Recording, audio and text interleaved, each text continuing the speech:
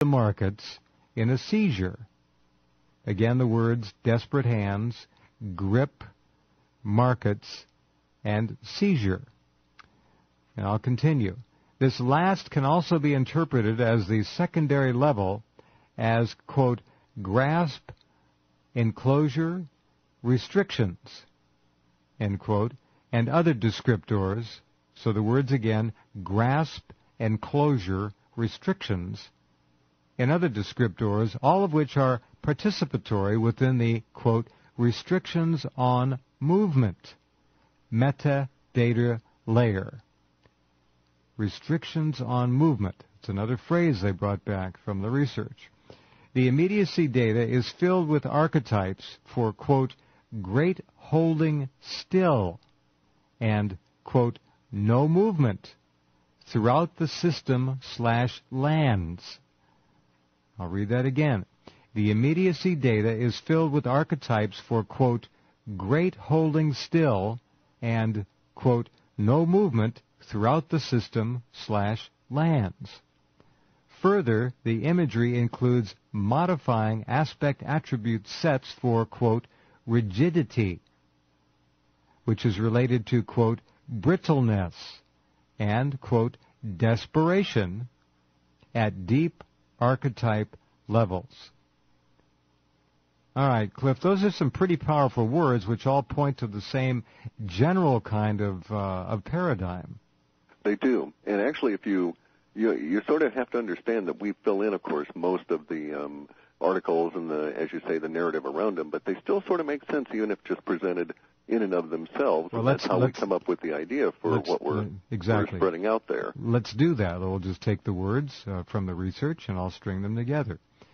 Desperate hands, grip, markets, seizure. Grasp and closure restrictions. Restrictions on movement. Great holding still. No movement throughout the system lands. Rigidity. Brittleness. Desperation. All right, do those words have a certain synthesis that you can see? I think they do. Yeah. And, of course, we're dealing with archetypes, which arise from very complex symbology, which is really a grouping of all different kinds of words around central concepts. Mm-hmm. And archetypes are frequently cross-cultural. We'll find the same kind of archetypes no matter what your cultural paradigm. Oh, interesting. So, for instance, we have the same associations with word groups in Hindus as we do with the Russians, as we do with ourselves. And so we're able to pick this out from multiple different viewpoints. Mm-hmm. And it does not sound good. That doesn't sound good at all. No, Sounds the like situation we have now is is basically, as we say around here, it's already baked in the pie. The actual... You would bring up pies. Yes, I would, of course. I can't help it. Pies are good. They're an antidote to what we have to go through in the future. They're simple. They're not fancy as cake. There's all kinds of archetypes. No, we like pies. So, yeah, absolutely. But we get into a situation here where the actual reality manifesting around us is so bizarre that our stuff is now becoming tame by comparison. Because here we have a situation where Bernanke gets up there and says that we've essentially created more money in the bailouts than has ever existed on the planet before. No, we're not running the printing presses 24 hours a day, which is true. They're just making digits move. So they don't print anything. It's one guy with a computer keyboard. Yeah. Exactly. And now he's saying that all of that is sanitized, so we have no inflation worries. Okay, well, something there does not compute. So in bizarro land... Excuse me? Yeah, I say it now makes sense that some of the situations we're seeing are indeed baked in the pie. There's no way we can get out of it. Once they put that money into the system, they started a chain of events that we all have to live through. And this is also something that Biden is referring to within the austerity. And they have no idea. Notice, too, the words that he used. Those are not ill-chosen. It is not Biden the babbler. Okay, he has certain key words and certain archetypes that had to come across in his statement. And look at how many of the words he used have at their core fit into what we had previously described some months back as epic. True. Well, I still think he's a babbler, but I think your point is extremely well taken and correct. And those words did not just accidentally appear, although he does flap his gums a lot. Yes, but those words were put into that brain to come out of those gums by someone or something or the universe under certain circumstances, and we're finding that they're fitting within the epic archetype because they're now epic. Mm-hmm. They're girding their loins. They're getting ready for this epic battle because basically that's what's going to come down to. Well, he's calling out Homer and all kinds exactly, referring back to archetypes that are so deep within the quote Western world, and especially within the Eastern establishment, and those who have been schooled by them. I had the fortune or ill fortune to have some of my schooling be under a classic British tradition, so I have a certain amount of that perspective available to me. And I instantly notice when they start using these hot button words that are common throughout the Ivy League schools, through their secret society networks, all the way back through to the British school structure, and then over into the German school structure. And when they start getting into these levels, they are not kidding. These are very serious archetypes for them, and that's how they express rather than use superlatives. All right, very good. We're focusing even more firmly on Biden now. This is good. All right, here's the next graph I'll do. The primary accretion patterns are still within the larger descriptor range for, quote, epic and, quote, monumental, as applied to our current period of release language, which again appears to reach to February the 19th, and from there slowly fade out through to about mid-March. The, quote, epic and, quote, monumental linguistic sets have not yet been fulfilled. Okay, did you follow that? The epic and monumental linguistic sets have, as of right now, not yet been fulfilled. They are lacking many key descriptors in spite of recent events of globe-altering nature within the, quote, currencies. Much remains to be revealed. So we haven't seen the big one yet, and there may be multiple big ones. We're going to get to a couple of nice little slides here. If we're correct, we're going to reach a period here on, say, October 22nd or 23rd that'll extend out to about maybe the 14th or 15th or 16th of November, in which we're going to have restrictions clamped down on the language that can be shoveled out about what's going on. And then everything's going to start breaking loose again around the 20th or to the 24th of November. And that's when it gets real serious. That's when manifestation is something everybody's going to understand.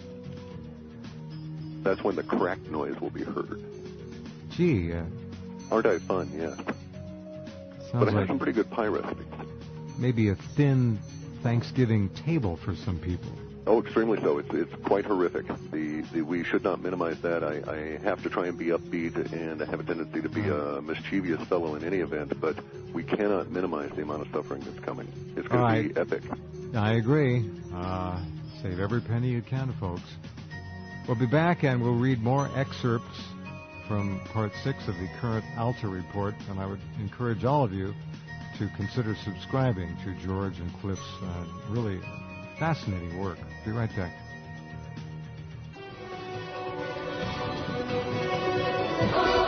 And welcome back. Glad you're all along tonight. Thank you for your time and your attention. We think this is extremely valuable and important information, or we wouldn't be here. Neither would Clif or his partner George, who was hopefully listening in tonight.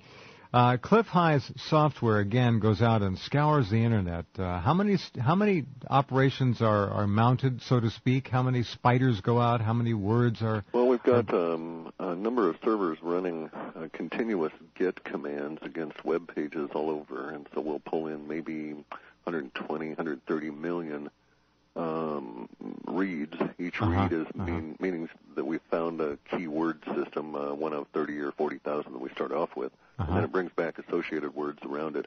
We'll throw about 30 to 40 million of those away just because they reference conscious thoughts about our subject, and we're not after that. We're after the archetypes. It's like someone saying, I predict or I think this is going to happen. Correct. We're not looking. It's like remote viewing. You're not looking for the ego or the got to get the mind out of the way. The mind is trash. Perfect. Yeah. That's the block. That's the block.